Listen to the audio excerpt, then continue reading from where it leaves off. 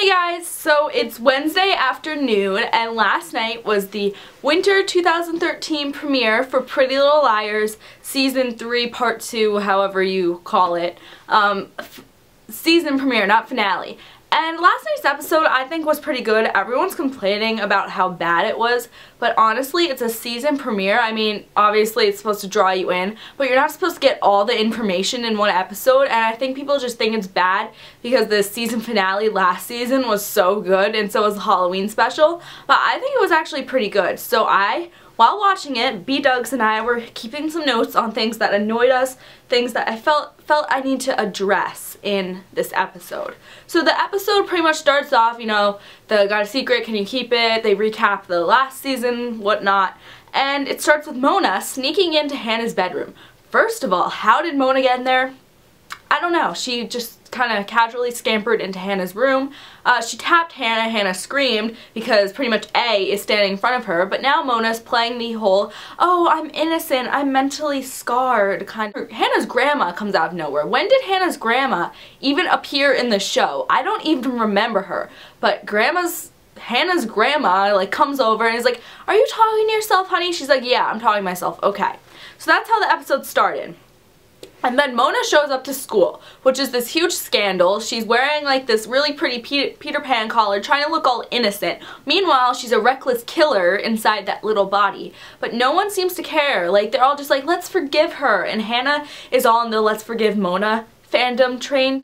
Continuing with Mona, they all have this little feelings circle thing in the bathroom, and they just share how they're feeling, you know, one of those heart-to-heart kind of things.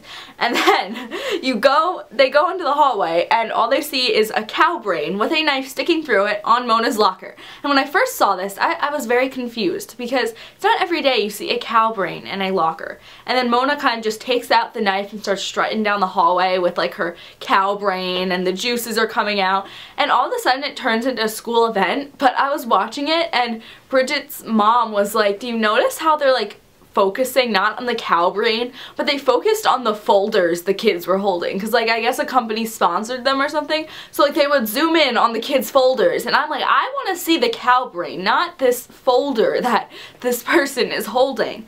So Emily is then minding her own business, standing in the middle of the hallway like a lunatic, and she sees the janitor. And the janitor, it took me a while to catch on to this because I knew, like, I recognized him from somewhere in the show, but I couldn't figure it out. But then Emily has a flashback after staring at him for literally 15 minutes. She has a flashback, and he is the guy at the hotel, at the creepy hotel that A's lair was in. He's the owner of the hotel.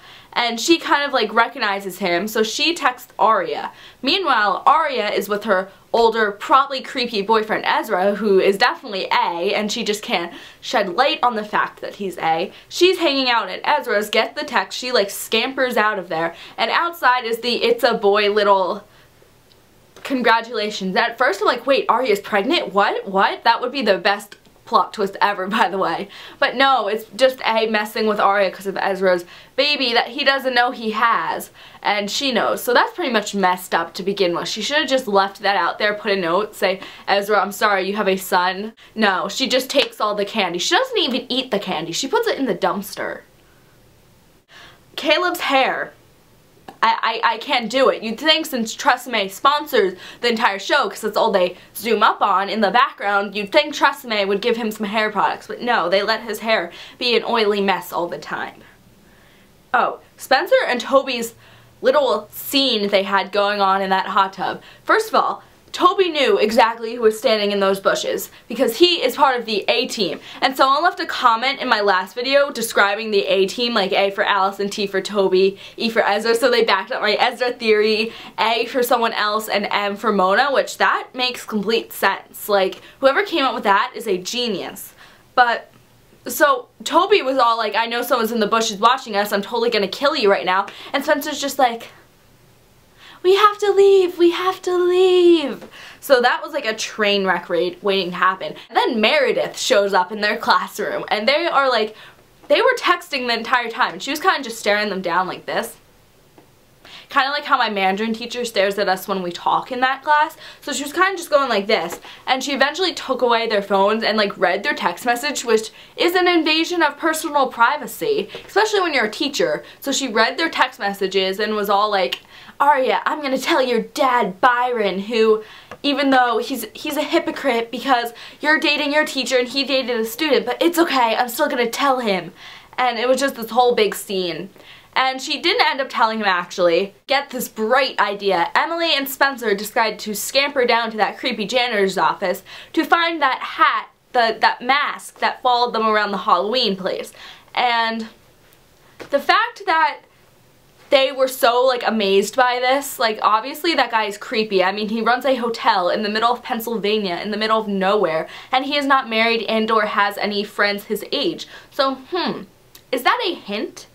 But, so they find that mask, they start freaking out. He almost sees them, but they scamper down the hallway in their high heels. I believe it was actually Hannah was there, it wasn't Spencer. It was Hannah and Emily, that's who it was. So somehow they managed to sprint down that hallway in their high heels. He kind of goes back in his room after coming out. He figures he's just talking to himself again, and that's the end of that. First of all, Mona went to participate in a marathon in a striped sweater. Okay? Okay. So during the race, they decide to casually sneak off into the school. First of all, how do you even get to the school on a Saturday? How possibly do you even get inside the school? And then manage to get down to the little janitor's boiler room, sneak into his office with a bobby pin. Okay, I used to sneak into places with bobby pins when I was like 4 at my neighbor's house. We used to think that was the coolest thing ever. But apparently that still works because they pick the lock, Spencer struts in, and they find Allie's diary just casually laying there. First of all, that was totally set up by A, because you don't just find Allie's diary like magically opened on a desk in some suspicious guy's office. Like, Allie does not work like that. You have to search for it. So someone obviously put it there for them to find. Then they hear the janitor coming, so they kind of freak out. Aria is reading the diary during this, and she sees that her dad and Allie actually met, and Allie was this is what's written in the diary. Allie was blackmailing Byron. I hate saying Byron because there's this kid in my class and his last name's Byron, and our science teacher always calls him by his last name Byron, so she's always like, Byron, and it just really annoys me. But anyway, so Hannah and Aria are reading this diary, and they find out that Allie was blackmailing Byron, and it's this whole big dilemma. So Aria rips it out, and they strut out of that place. I use the word strut way too much. Okay, they fiercely walk out of the janitor's room to find him standing there with a thing of pliers. Okay, if you see a man with pliers, you don't just stand there and start like going on like this. Booby magically appears out of the corner. Okay, Spencer, when your boyfriend magically appears out of a corner with some man with pliers who you think now is A, you don't run up and hug him. You most likely punch him and sprint, because there's obviously something suspicious about that. But no, she goes up and hugs him and pretends everything's okay, like he saved her. No, he's plotting to kill you, Spencer. Stay away. Mona and Jason. Okay, so Mona and Jason, I guess, are now a couple because they're always together and they're always like hugging. And feel free to leave your theories down below because I like adding on to my theories with your theories, and it just makes it more fun. So I hope you guys enjoyed, and peace.